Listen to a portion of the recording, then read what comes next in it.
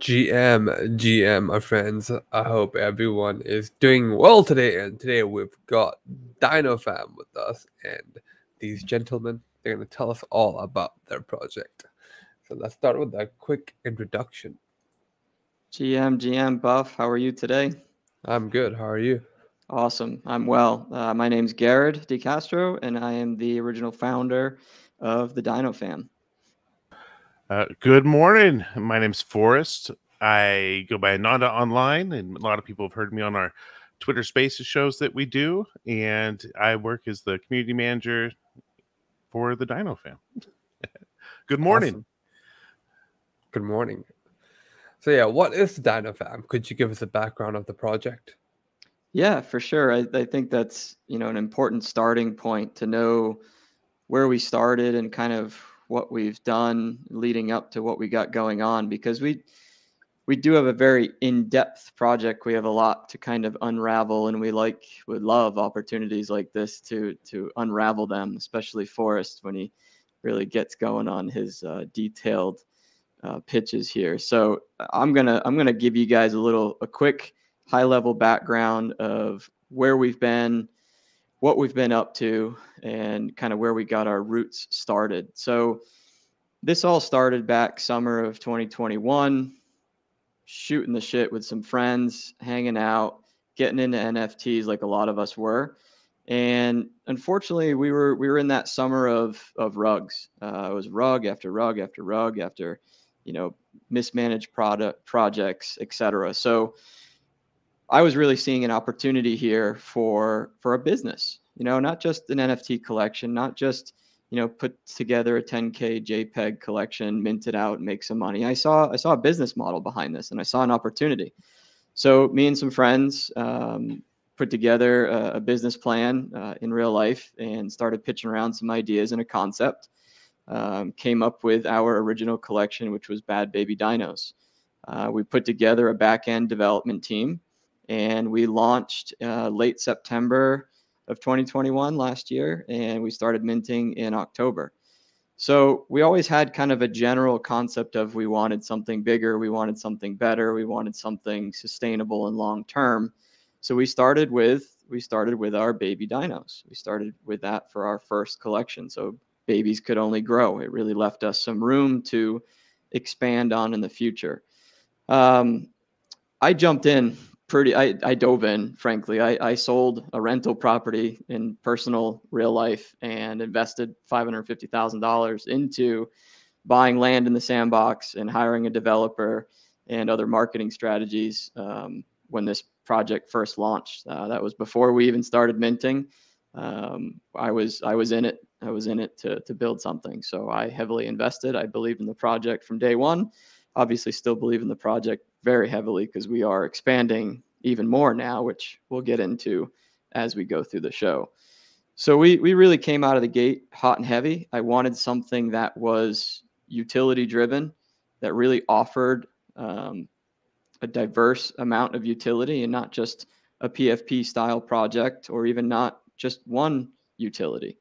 So we immediately started building in the sandbox. That was our first big investment. We bought a 3x3 estate, so 9 plots in the sandbox. We hired the Land Vault development team, and we just got going. We started building out what is now the Land After Time in the sandbox, which is complete up to this date.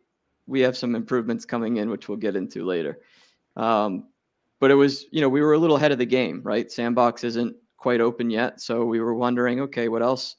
What else do we want to do? We have this big estate in the sandbox. We have the cave, our full digital event concert venue. We have a community center. We have 3 games that are, play to earn capable when that ball gets rolling.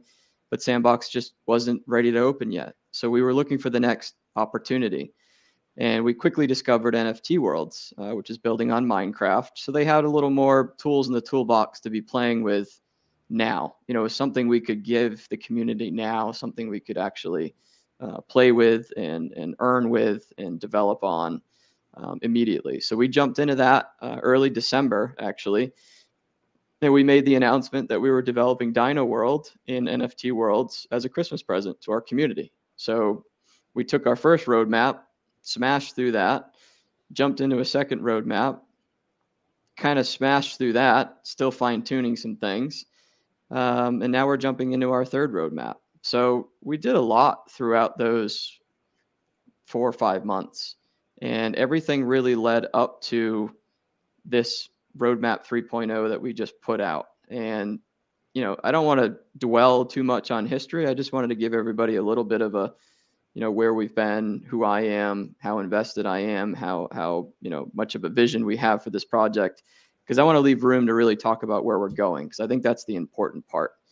But we're pumped. I mean, we got Sandbox ready, we got NFT Worlds ready, multiple games, concerts, events, all kinds of utility. We've got our Dino Snack Jar, which is a rewards program that's made up from 50% of our commission on royalties through secondary markets like OpenSea. We've donated almost $100,000 to charity, you know, kid-friendly or family-friendly charities. That was big for us. And we're excited to take it to the next step. But that's kind of a gist of where we've been. I know I jumped around a little bit, but I think I got most of the points across.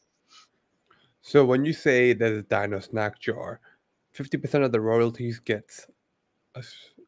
do they get split amongst all the NFT owners? So we got to be pretty careful in this arena. You know, we're in the U.S., we're a registered business in the U.S., and we are not security. So we do have to be, you know, mindful of regulatory, well, regulations, to be frank. Yeah. So our Dino Snack Jar is our creative way to reward members who are being active in our community. So 50% of our trading volume commission goes into the Dino Snack Jar, that community wallet. And members of the community can apply for these snacks, which are in the form of Matic. We distribute via Matic on Polygon Layer 2 because of gas fees for obvious reasons. And it's a claim process, but you do have to apply. And in order to apply, you either have to hold a family, one of each of our characters, or be a level Dino Legend status, which is a level in our Discord. So we gave two different options. One for one that's, you know, able and financially ready to invest and be able to scoop up one of each character. And also for the ones that maybe don't, but, you know, they're willing to put in the work. They're willing to grind, willing to get in the Discord and really climb the ranks and grow those XP points. So we've had one Dino Snack Jar opening so far. It's not set for monthly or quarterly or whatnot. We pretty much drop it when we feel as though there's enough in there to make a sizable outcome.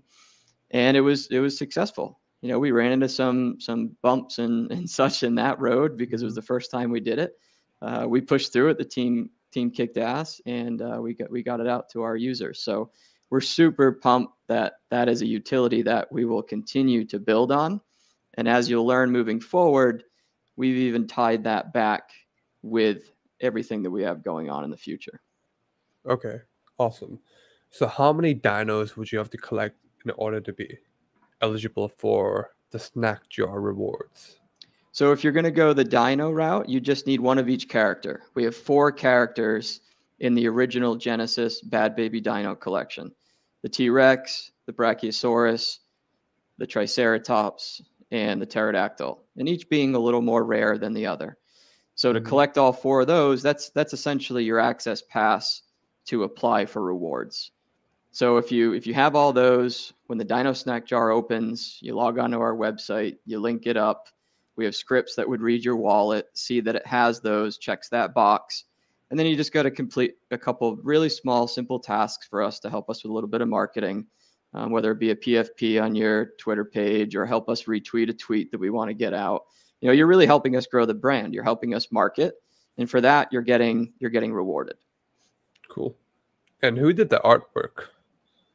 So the original Bad Baby Dino collection artwork actually came from me conceptually. And then we hired an artist to actually digitalize that and work through all the traits. Is there a reason that you picked dinosaurs over any other animal? Who doesn't like dinosaurs, dude? Fair. But the reason why we went Bad Baby Dinos actually didn't start with the fact that we wanted to grow. That came like within when we were dropping. We had a plan to grow the dinos. Okay. But where it really started was with my son. we was 2 years old at the time. He had these little plastic dinosaurs like every other 2-year-old boy. He had a mama dinosaur and a baby dinosaur. And there must have been 2 months last summer that he was addicted to these things. And it was mama dino, baby dino, mama dino, baby dino. And if they got separated, it was tantrum time. And I remember when, I had friends over, we were having cookouts. It was typical summer vibes. And we were trying to think of, what direction did we want to take the collection? We were kind of in that, cartoony, prehistoric maybe. We were going down different rabbit holes. We all loved Ice Age. We were going to maybe make a play on that. We landed on dinosaurs because of the realm of that and the relatability of that. And we landed on babies mostly because that was one night when my son had lost the baby to his mama dino, and he was having an absolute tantrum. And I connected the dots. I said, listen, we're going to do baby dinosaurs. They're cute, they're fun, they're friendly. We could still make them cool. We can still make them hip, but we can target that, family-friendly atmosphere, that demographic. I think we're still probably a little too early for that, but at least the writing's on the wall. It's there. And then we just added in bad because we needed another adjective. And I mean, who doesn't love bad baby dinos? Yeah. And you did mention that you're going to be building a few play-to-earn games. Is that inside the sandbox, or are you building a completely different game outside? Yeah, so we went back and forth on that, whether we wanted to do something completely custom, ground up, console or otherwise kind of game, or if we wanted to focus on existing metaverse platforms. And we opted for existing metaverse platforms for 2 reasons. One, for time, and another for budget. So anybody who's building a game from the ground up knows that takes a lot of time and a lot of money. And we could have marketed and raised the funds to do that, but we didn't want to be a one-trick pony. We didn't want to just have one game. We wanted to be something for everyone.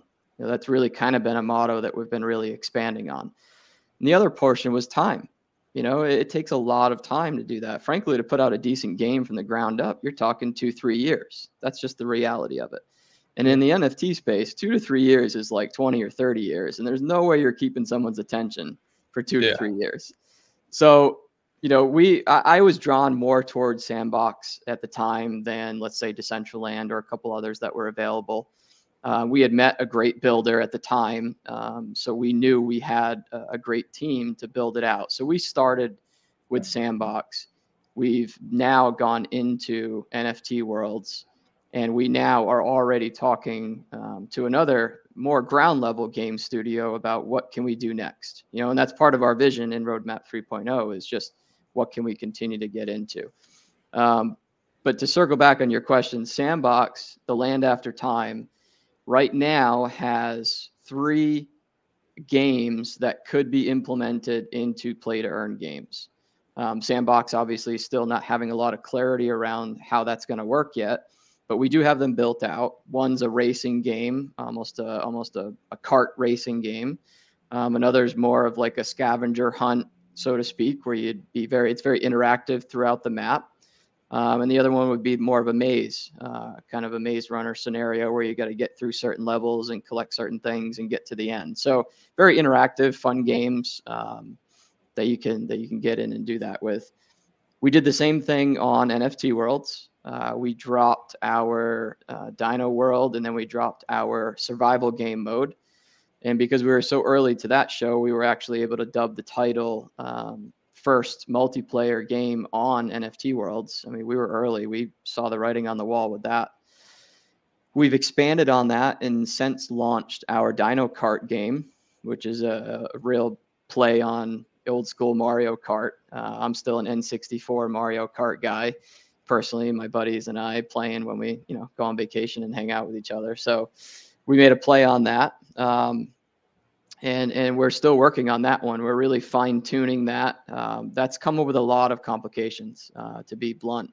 And the reason being is we're building something that even Minecraft hasn't seen. The racing game in general comes with a lot of complexities, right down to the models and the carts and everything we created isn't even compatible yet with the Java edition, which is your console players. So right now it's only available on Java. It's not compatible with Bedrock. So it's compatible on Java with PC, and we're still working out the bugs. I mean, this was built from the ground up. Granted, it was built on Minecraft, so you have a lot of tools at your disposal. But this was built from the ground up. We wanted something super original. So we're about 2 weeks into the launch of that, and we've used the community to really help us fine tune and get some of these bugs worked out and get some of the monetization strategies in place that everybody's comfortable with. I think we've got a super fun game, really cool concept. And I think we're another week or two out from polishing this up. So then we can add to it. And Forrest will drop some alpha on what we're going to be adding to it for Roadmap 3.0. So that's everything we have right now ready to go, let alone what we're working on. Yeah, this looks like a lot of fun. So the mini karting game, it's gonna be available in NFT Worlds, you said, in a week? It's now. You can get on and play right now. And do you need an NFT in order to play it, or is it free to play? So it's inclusive in the fact that everyone can play, but right now the only one that can play to earn would be holders. Okay. Yeah. And so we are That's working fair. with NFT Worlds to inevitably apply and hopefully get on their play to earn faucet system that they'll be launching. There's not a lot of clarity about, frankly, if, when, or even how right now. It is coming. So at some point, as long as we're approved, which we're extremely confident, we're close with the team, everyone will be able to get on Dino Kart or even anything in Dino World and play to earn. And then from there, holders would always have an advantage to earn more. And that's basically coming out of our pocket. So even right now, it's coming out of our pocket, just rewarding our community. We're investing in World Token to then give back as a play to earn game for them. So let's say they win, they earn world tokens by playing Dino Kart. Yep. Yeah. So right now we have 3 game modes. One is a duel.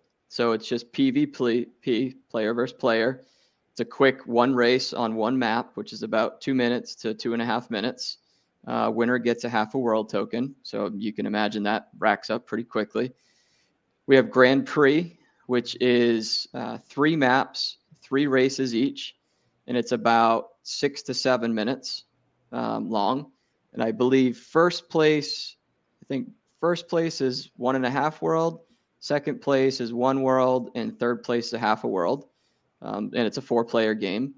And then we have tournament mode, which is kind of our more fun, high stakes game, where it's the same as Grand Prix, 3 maps, 3 races, average of about 6 to 7 minutes of game time. But each player puts in 5 world token. We hold it in escrow, essentially, and winner takes all. We keep 10% just as a monetization strategy, helps replenish the ecosystem and keep everything going. And the winner gets all. So you can win 28 world tokens in 6 to 7 minutes. That seems to be the juiciest one right now that we really have to offer. You do have to pay to play, so to speak, a little bit, but it is a high stakes reward. Yeah, that's awesome. I'm watching the gameplay trailer right now, and it looks like a lot of fun. And in my head, I'm just like, I gotta stream this once. Yeah, just try it out. So yeah, it's really getting there. We had a rocky start when we dropped. I mean, there were just bugs and glitches and this and that, and I mean, we pushed through with the community. You know, we leaned on them to give us feedback and get in there and play. You know, see what it is, try to break it so we can fix it, because we want something original. We don't want something that everybody else is doing. And you mentioned that when NFT Worlds first came out, you saw it coming from a mile away. What made you bullish on NFT Worlds and also on the Sandbox? I mean, let's start with Sandbox, because that's where we started. I was bullish on Sandbox mostly for their user interface. And I think it's a very easy to play, easy to use system. Gamers in general are fairly familiar with that layout.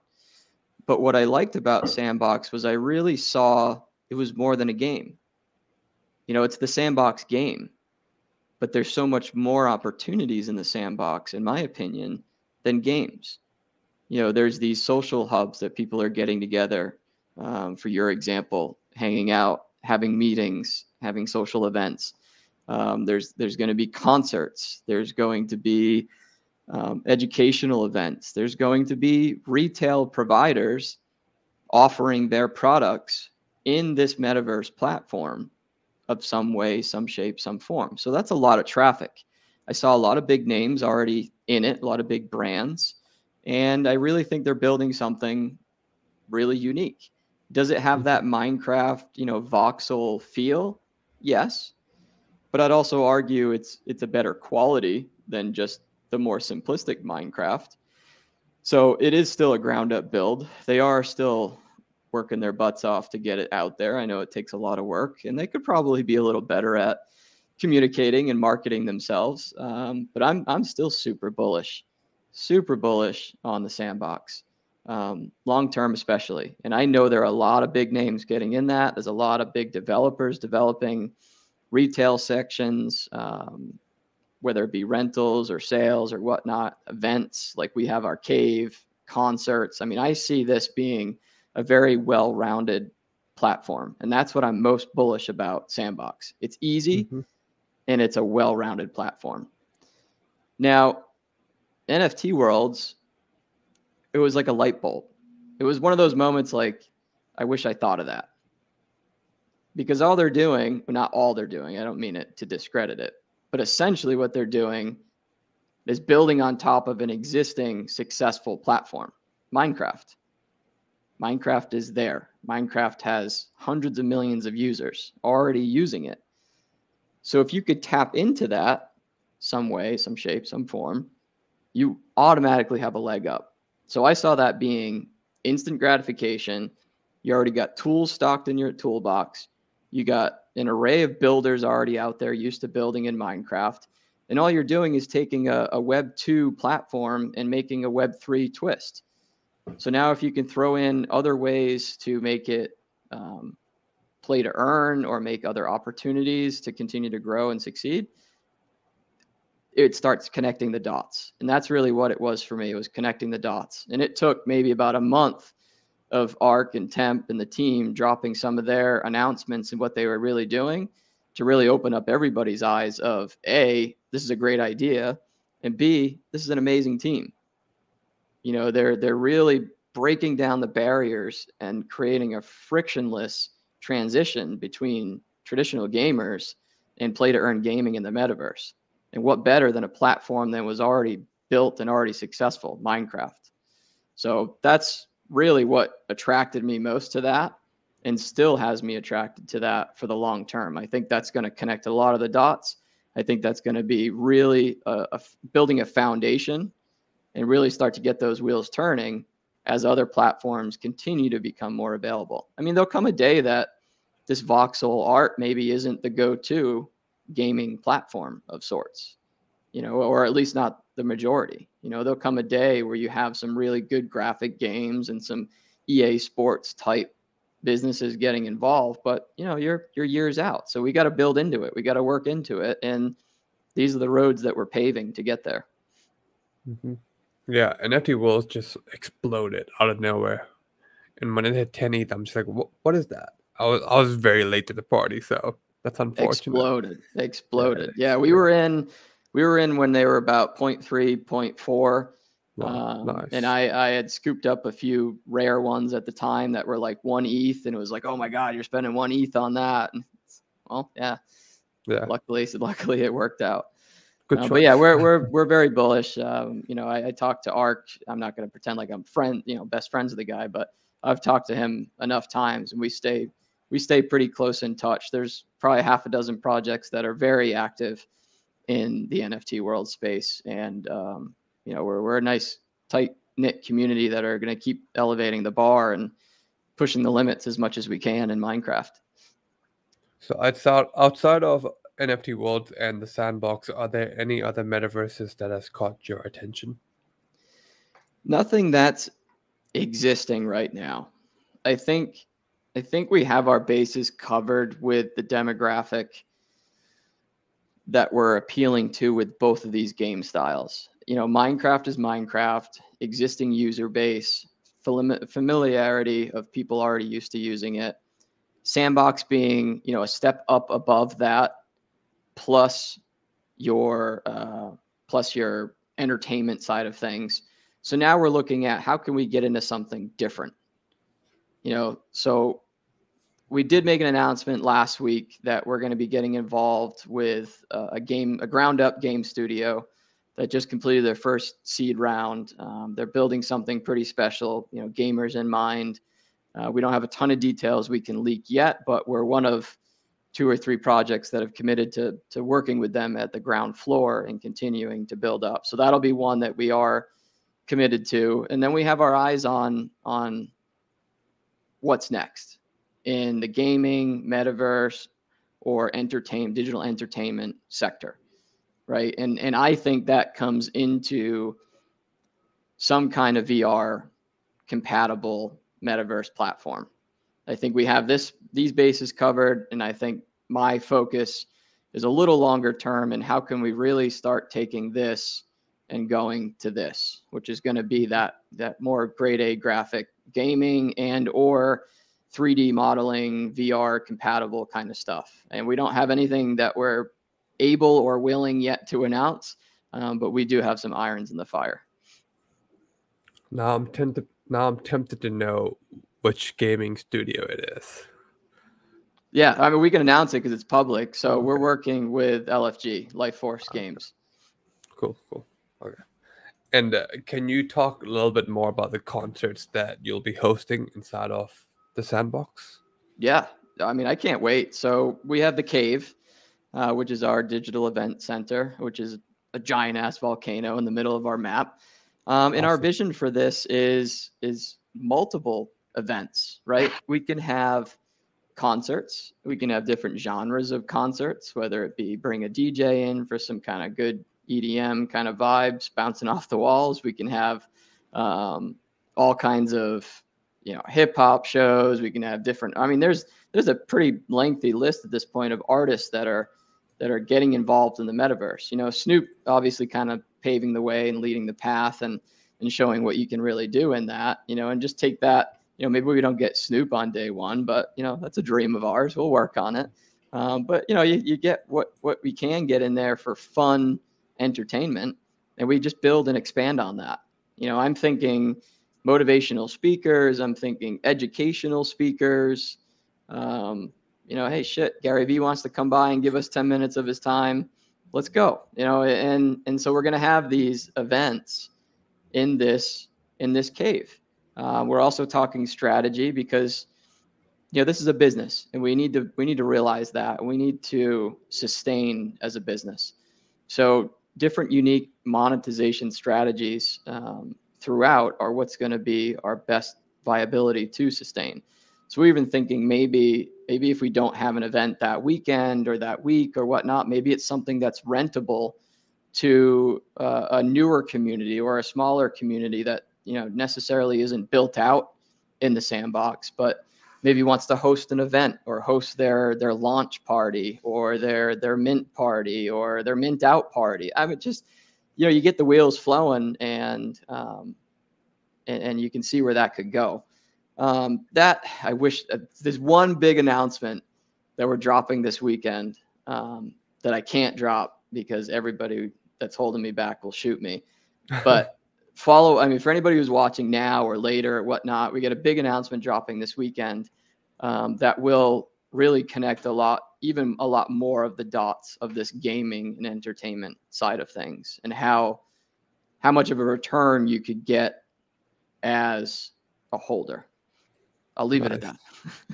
I mean, this weekend is tomorrow for me. It's literally tomorrow. It's coming. Yeah, you're right. You're way ahead of me. So I mean, a day, maybe 2 days at most.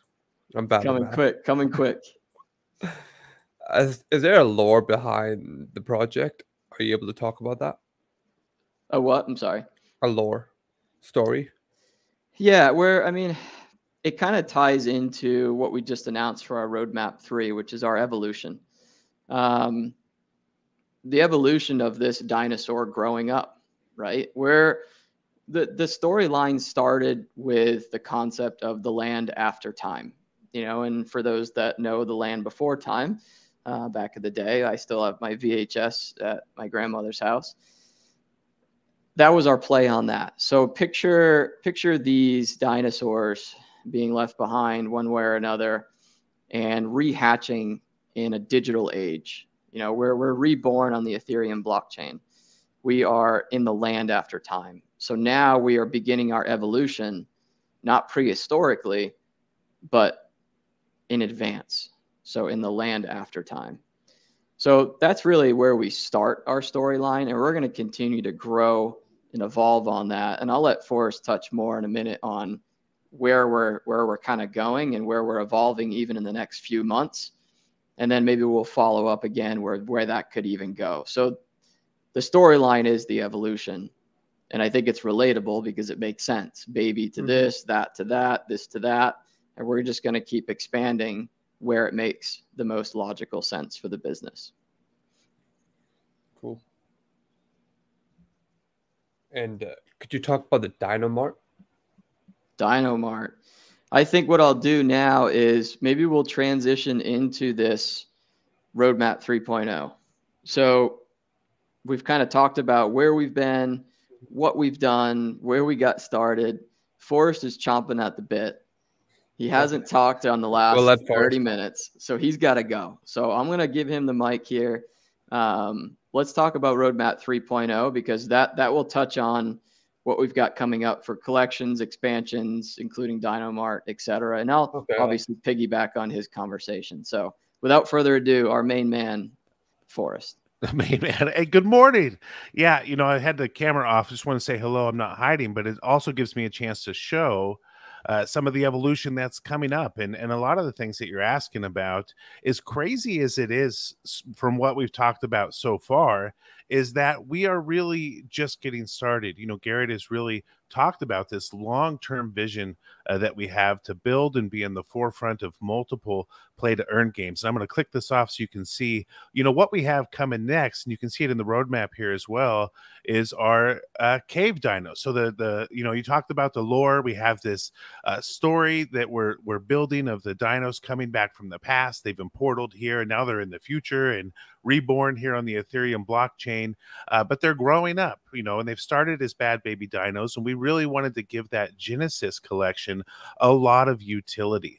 And we've talked a lot about that, but really that's just the start, the foundation of the project that we are developing. And, the hard part of this space is, we want to over deliver and under promise, right? And so we can only talk about what we're ready to deliver on, and we have to ask people to kind of have the imagination of the unfolding Web3 NFT gaming space to see the potential of what we can do. And what we have here now is everybody who owns a Bad Baby Dino Genesis NFT is going to be able to now mint for free the cave dinos. Now, the cave, you can see it in the background here. I'm going to pop back in. For those looking, you see the club. They're dancing. That's our community center built in the sandbox where we're going to be able to have these concerts. We're going to be able to have community events, social events, other NFTs, gallery exhibits, you name it. If you can do it in an event center, we have the ability to put those things together.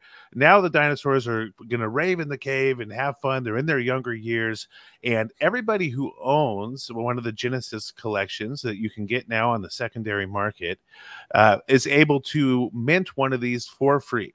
For the life of the project, there's going to be a one-to-one claim, meaning if people aren't paying attention and they're not claiming the cave dinos, they just, a lot of people buy NFTs and they move on to other projects. Then you have people who are really focused on projects.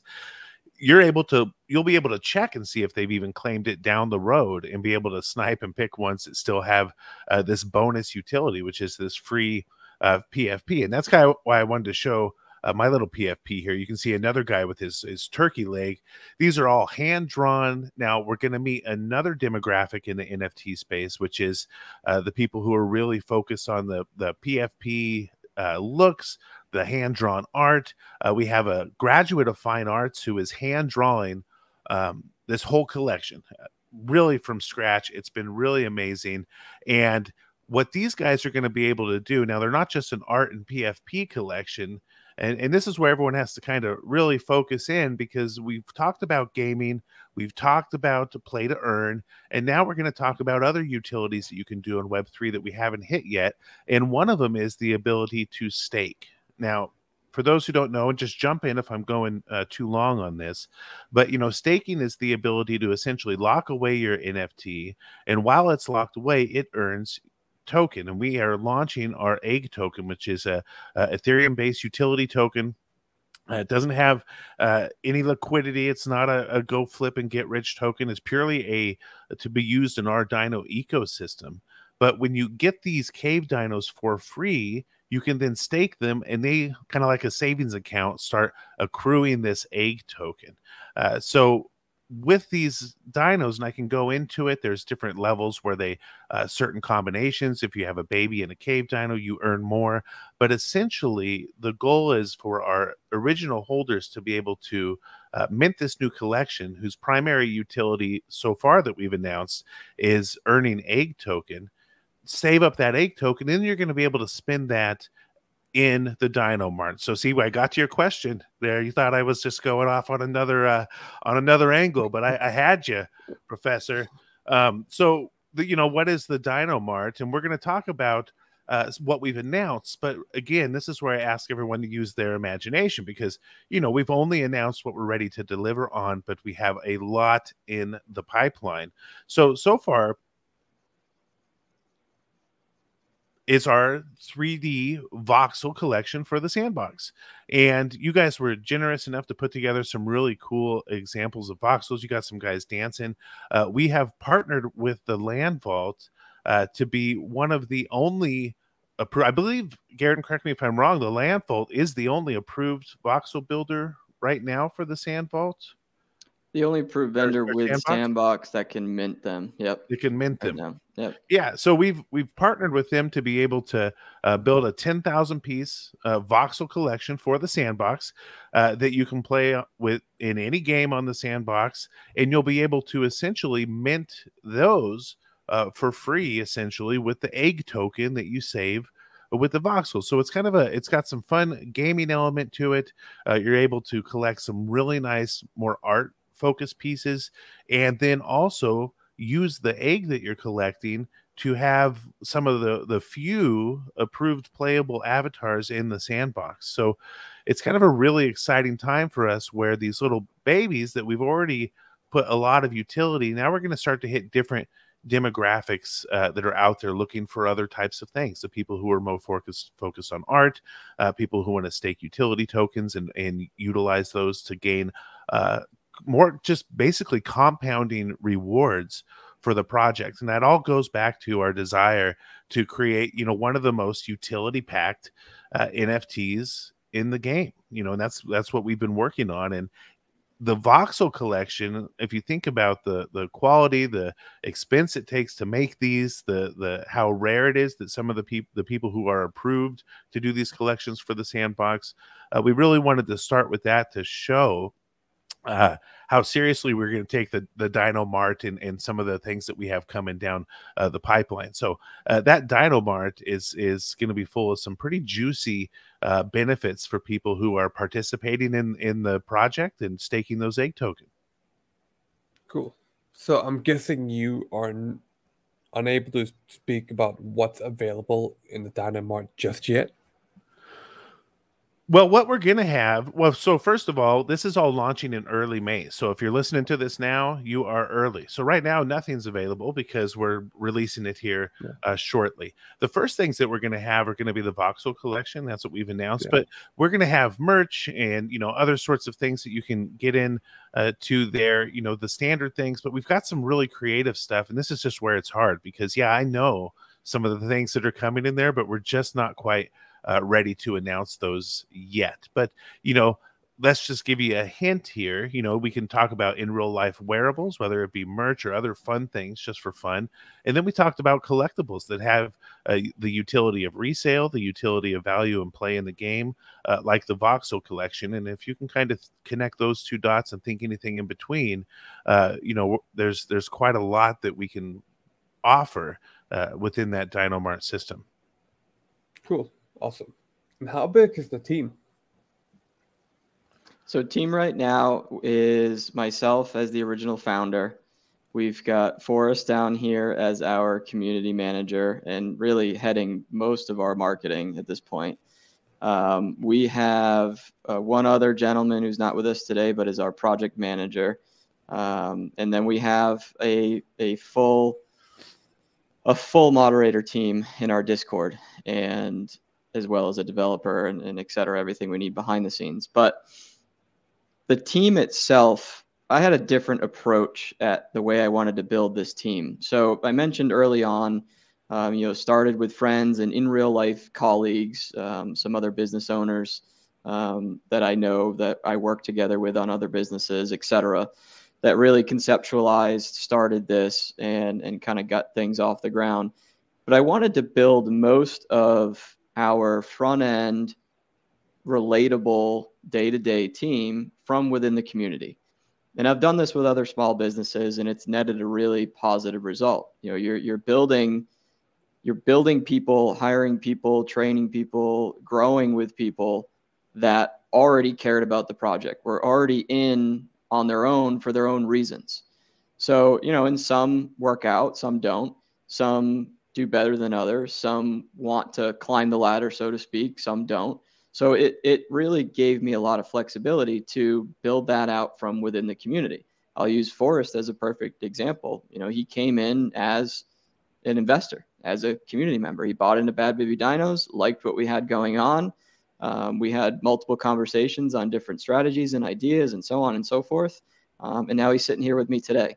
So that was really important to me to put that together. And I think that gives us a very real front end team. We've got a very experienced developer who's worked on a number of projects, very younger guy, very talented and innovative with very gas saving contracts and innovations. I have another developer I work with for some of our more unique utilities, which the one that's announcing this weekend would be one of those unique utilities. And we have now an amazing artist. The artist we hired for Bad Baby Dinos collection was not the style that we wanted to go with for the collection going into Cave Dinos, and frankly, probably even the collections as we continue to move forward. So we were able to link up with a very talented, quote unquote, Web 2 artist, right? So we're bringing a lot of the Web 2 personalities into the Web 3 space, and it's really proven to be effective and proven to give us a strong, united team that work together well behind the scenes and can come on shows like this and be genuine. Yeah, that's a very interesting approach you had to hiring people onto your team. I think it's pretty good. Like, it just shows that they already cared about the project and they were already providing value before they were given the money. So that saves a lot. Yeah, it's huge for me. And, although I haven't done it obviously that exact way in real life, because, in real life, typically you're paying people first one way or another. But it's very similar concepts. And it's really just, this day and age with labor the way it is, anywhere from Dunkin' Donuts to contracting to real estate everybody's having labor struggles, right? And everybody is looking for the right people that care about the job. And that's the hardest part, is the passion. You can't teach passion. You can't teach common sense. Everything else you can teach. You can teach literally everything else. So, aside from the development work, that's really the only techie side and the IT side. The rest is passion. And we're all learning this together. Anybody who says they're a Web3 pro or an NFT collection pro, whatever they may want to label themselves, some may be more experienced than the others, but we're talking a matter of an industry that's been around for 2 or 3 years at best. you know, and in reality, really a year that's been significantly public. So we're all learning this. We're all growing. And I think having the right people in the right spots at the right times will lead to success. Yeah. I think in the NFT space, after you've been here a year, people start calling themselves experts. Like, being in a space for a year does not make you an expert at all. So. Yeah, let alone a space that changes every day. Yeah. You know, and that really hits the nail on the head for our evolution. We want, and that's the point I want to drive home to anybody listening. We're building a Web3 brand. We're not building an NFT collection. We're building a brand that we are building to sustain. So you'll see in our roadmap, we mentioned we want to create, right? We want to continue to create fun and innovative utility ideas and strategies. We want to be able to adapt because this space changes every day, every week, every month. What's hot now won't be hot in 3 months. I guarantee it. You know, we want to be ready for that. We want to have ideas. We want to be thinking in the foresight. We don't want to go stale. We want to diversify, right? We don't want to be just Sandbox, just NFT worlds, just this, just that. We want to be a little bit of everything so we can really appeal to a very wide range of demographics. And then most importantly, we want to sustain. We need to sustain. And you can't just mint a project and sustain long term without consistently having some form of revenue streams, whether it be monetization in gaming strategies, whether it be other monetization strategies. But at least, you know, just having that open conversation, I don't think a lot of people have. This is a business, you know, and we want to have business fundamentals with the flexibility of that Web3 atmosphere. So, you know, we'll put out as much as we can put out. We try to be good about only putting out stuff that we are actively working on or see coming, you know, that we're going to be working on. But sometimes we get excited. You know, we'll make announcements of something that we want to be working on, and we got to make some changes, right? It's 2 months down the road, and, you know, that strategy doesn't quite make sense anymore. We got to make some tweaks and make some changes. So we want to be able to have the ability to adapt. You know, real world, quote unquote, business plan is here it is. This is what we're doing. Black and white, done. See you later. Bye. You know, we're breaking the form of that in Web3 space. And this is essentially a Web3 business. We're building a brand out of it. And is that stressful? Constantly having to adapt in a space that's, I mean, the answer is yes, but like, how do you even deal with it? You're constantly having to look out for new projects, and like, you know, you have to invest in a new metaverse that comes out before it explodes. How do you even deal with that mentally? It's you know, it is taxing. Don't get me wrong. It's taxing on me. It's taxing on someone like Forrest. It's taxing on, you know, right down to our moderators in our Discord, right? And the taxing part is we are the ones taking the risk. We are the ones trying these things and innovating these things and molding them into a successful strategy.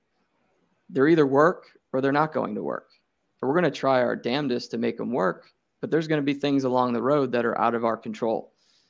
And on top of that, you're dealing with what we've learned to be an extremely wide range of personalities.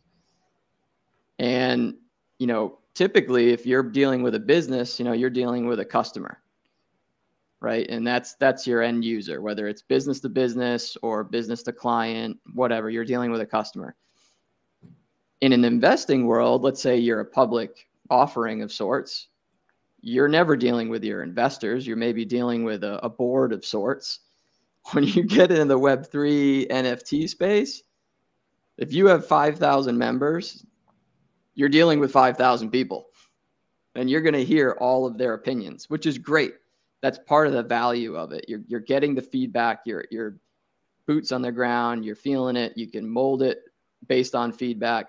But it's probably one of the most challenging parts, if I had to put my thumb on that. The stress of, are we going to make it? Are we not? Are we going to be competitive? Are we not? Are we this? Are we not? That's day to day for me.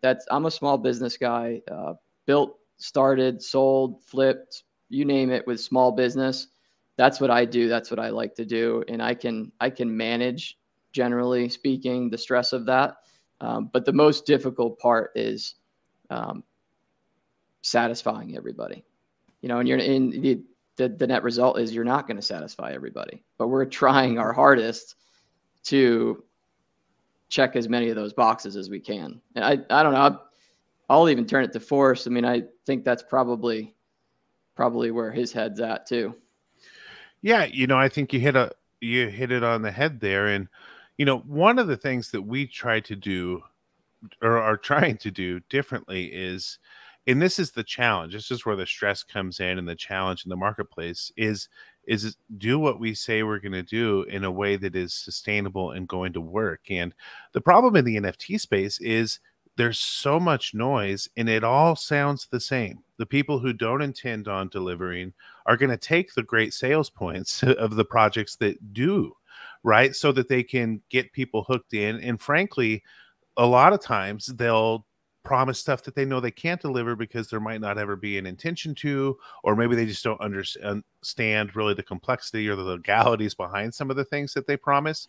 And when you go about it responsibly, it's almost makes it more challenging, right? Because you're not going to promise things that you can't do legally. You're going to do your due diligence to make sure that things are set. You're going to sometimes not want to deliver things the community's asking for because they're asking for things that you've seen fail repeatedly in other projects or might not be legal, while we try to create a way that can work and innovate. And that's something that we're really trying to do is take a model that may look familiar. You're like, yeah, we've heard about staking, we've heard about utility tokens, we've heard about NFTs. We're working in that same familiar space, but we're innovating in a way where it's going to work and be sustainable. Meaning, we didn't launch the Cave Dinos collection for another collection for the sake of a revenue stream. Frankly, the majority of them are being given to our original dino holders for free. It was for a part of a process in order to set up this infrastructure and this ecosystem that is going to allow for long-term utility and benefits in a sustainable model. And that is hard, and it's hard. The communication is hard, especially when you have 5,000 people with looking at 5,000 different projects and wanting to reflect the things they like in them. That's a challenge, but that's a challenge that we're up for. And that's one of the benefits of really loving what you do and loving the challenge and the community. And as long as we feel we can communicate, get better at kind of articulating these ideas in a way that people can understand them or digest them quickly when people are busy and have a million things being thrown at them. The more we work on those things to build trust in our community and try to get them to see the difference in things that may sound similar but are being approached in a very different way with very different objectives, the better I think that we can, mitigate that stress of the challenge, because what we have at the end of the day is a result that we're proud of. And we go to sleep at night feeling good, knowing, one, we're doing what we say we're going to do, where we genuinely are putting the members' needs and the long-term value and worth of the project first, and when you can do that, it kind of mitigates, some of the challenges and the downside of it. And, that's something that I'm really proud of with the Dino Fam. I mean, look at everything we've talked about today. Everything we've talked about today, with the exception of Dino Cart, which is awesome, that you see on the screen right here, is either finished and coming or finished and released, with the exception of the Cave Dinos and our new roadmap. All the stuff leading up before the new roadmap, we've shown follow through. We've shown the ability to commit to those things and get them done and build a project that has more potential energy stored in it than almost any project that I've been able to find. And I've been looking. Look for an NFT project that in their roadmap, it's all behind them and completed and hasn't paid off yet, versus something they're going to do in the future, right? And that's what we have here that we're really excited. The Sandbox is part of our very first roadmap. We're on our third one, and we haven't, frankly, even reaped the rewards and benefits of it yet. So we have this amazing potential built in this project that really, when the hard times come, and people get impatient, and the fear, and everyone's investing, and when anytime money's involved, that gets scary for everybody. When those things come up, I feel better about what we can say about this project, about what's coming and what we've done, than most that I see in the space, and that really helps kind of mitigate all those challenges, and I think it's one of the reasons why our core community is so committed. Awesome. Thank you. And for my last question, is there another NFT project in the space that inspires you? You see them doing something and you're like, okay, we can implement something like that into our own project in our own unique way. I wouldn't put my thumb on any specific project. I will say we keep pretty close tabs on the industry in general. And it's not so much from a copycat standpoint. I think all of us drum some kind of inspiration off each other. I would only hope that projects that are starting now drum some inspiration off what we're doing, and vice versa. There's a lot that came before us that we've drummed a lot of inspiration from. And I think part of this whole space is adding, taking that and adding your creative touch. I think there are a lot of similarities to a lot of projects. There's only so much utility, right? There's a lot of utility, but at the end of the day, there's only so many main bullet points.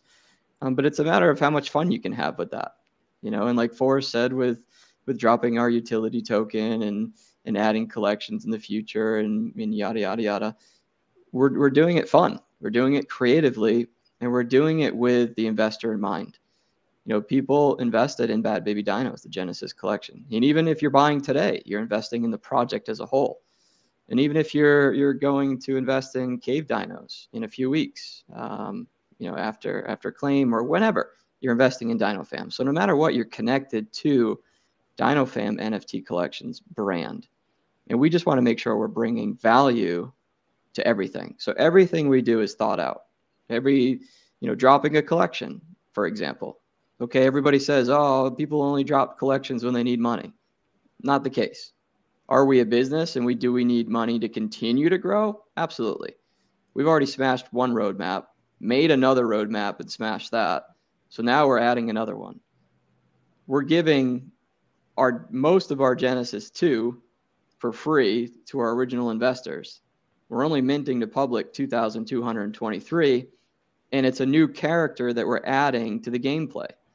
So again, another creative angle to not only add new users, add a bit of revenue for the project, but also add some gameplay. So we're far from greedy when it comes to that. In the tune of also with that mint, we even dedicated, for example, we dedicated $100,000 of that mint to dump right back into the Dino Snack Jar, which is only a utility for Bad Baby Dinos. So not only did we not devalue the prior collection, but we actually increased the value of the prior collection creatively.